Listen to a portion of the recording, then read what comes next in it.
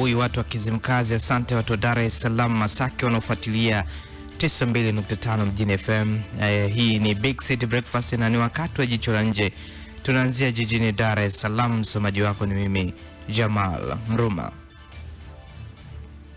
Mwenyekiti wa tume ya rais ya kuchunguza matukio ya uvunjifu wa amani wakati na baada ya uchaguzi mkuu 2025 Jaji Mohamed Chande amesema tume hiyo imekamilisha kazi yake, huku ikisisitiza kuwa hatua za kisheria dhidi ya wahusika lazima zijengewe juu ya ushahidi thabiti, si pressure za kisiasa au hisia za umma. Akizungumza jijini Dar es Salaam jana, Jaji Chande ameeleza kuwa pamoja na Watanzania wengi kuunga mkono uwajibikaji, tume imeona umuhimu wa kuhakikisha haki inatendeka bila kutoa kafara kwa watu wasio na hatia. Amesema tume imependekeza kuundwa kwa chombo maalum kitakachoshughulikia hatua za kisheria kwa wale watakaobainika kuhusika na matukio ya vifo na uvunjifu wa amani, ili kuhakikisha mchakato huo unakuwa huru na wenye kuzingatia sheria. Kwa mujibu wa tume hiyo, msimamo wake ni kupinga kile ilichokiita uwajibikaji wa rejareja, ikisisitiza kuwa haki ya kweli inahitaji uchunguzi wa kina na ushahidi unaotosheleza kabla ya kuchukua hatua dhidi ya mtu yoyote. Dodoma. Mbunge wa jimbo la Mvumi mkoani Dodoma, Livingstone Lusinde, ametoa wito kwa wasanii kutumia muziki kama chombo cha kuchochea mapinduzi ya kilimo badala ya kujikita zaidi kwenye nyimbo za mapenzi. Akichangia mjadala wa bajeti ya Wizara ya Kilimo Tanzania kwa mwaka wa fedha 2026-2027 bungeni jijini Dodoma jana, amesema sanaa ina nguvu kubwa ya kuathiri mitazamo ya jamii, hivyo inaweza kusaidia kubadilisha fikra za vijana kuhusu kilimo. Lusinde amesisitiza kuwa taifa lenye uhakika wa chakula lina msingi imara wa maendeleo, akieleza kuwa uwekezaji zaidi kwenye kilimo utasaidia vijana kueleza nguvu zao kwenye shughuli zenye tija badala mambo yasiyo na manufaa. Ameongeza kuwa ni wakati wa wadau wote ikiwemo sekta ya sanaa kushirikiana na serikali kuhamasisha jamii kuona kilimo kama chanzo kikuu cha ajira na ukuaji wa uchumi. Dar es Salaam. Waziri wa Wizara ya Nishati Deogratias Ndejembi amekutana na balozi wa Canada nchini Emil Barnes kujadili namna kuimarisha ushirikiano katika sekta ya nishati.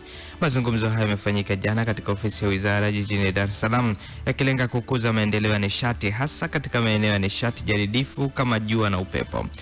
Pia viongozi hao wamejadili kubadilishana uzoefu, mafunzo kwa wataalamu pamoja na matumizi ya teknolojia katika uchimbaji wa mafuta na gesi.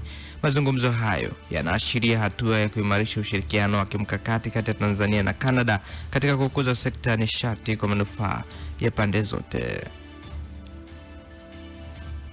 Unaendelea kusikiza jicho la nje kutoka hapa Big City Breakfast, na hivi sasa ni habari za kimataifa.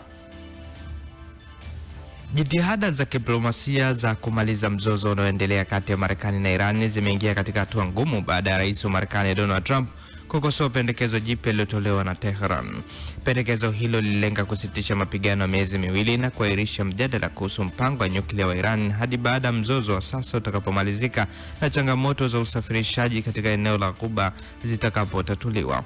Trump alitafsiri pendekezo hilo kama ishara kwamba Iran inakabiliwa na changamoto kubwa za ndani.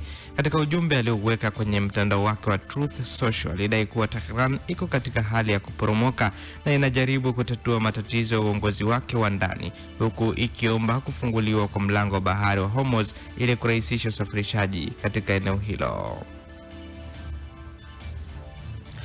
Assim Goita ametoa hakikisho kwa wananchi kwamba hali ya usalama nchini humo iko chini ya udhibiti katika hotuba yake ya kwanza kwa umma tangu mashambulizi makubwa ya waasi mwishoni mwa wiki kutikisa utawala wake. Kauli hiyo ametoa baada ya siku 3 za ukimya, hali iliyozua maswali kuhusu udhibiti wa uongozi wake na uwezo wake wa kuendelea kushikilia madaraka. Kiongozi huyo wa kijeshi wa Mali alihutubia taifa jana Jumanne jioni kupitia televisheni ya serikali saa chache tu baada ya makundi ya waasi kutishia kuzingira mji mkuu Bamako. Katika hotuba hiyo, alisisitiza kuwa hatua za usalama zimeimarishwa na kwamba vikosi vya ulinzi vinaendelea kudhibiti maeneo muhimu ya nchi. Na miezi mitano baada ya uchaguzi bado Iraki haina serikali, huku mivutano ya kisiasa ikipamba moto na Marekani ikijiingiza katika siasa za ndani za taifa hilo. Viongozi wa Iraq leo wanaanza mazungumzo magumu ya kuunda baraza jipya la mawaziri watakaofanya kazi chini ya waziri mkuu mteule Al-Asad.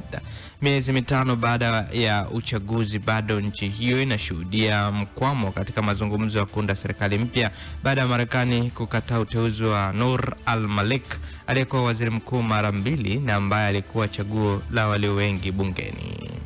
Na huo ndo mwisho wa jicho la nje kutoka hapa Big City Breakfast, na hivi punde tu ni Sports Countdown. Mimi ni Jamal Mruma.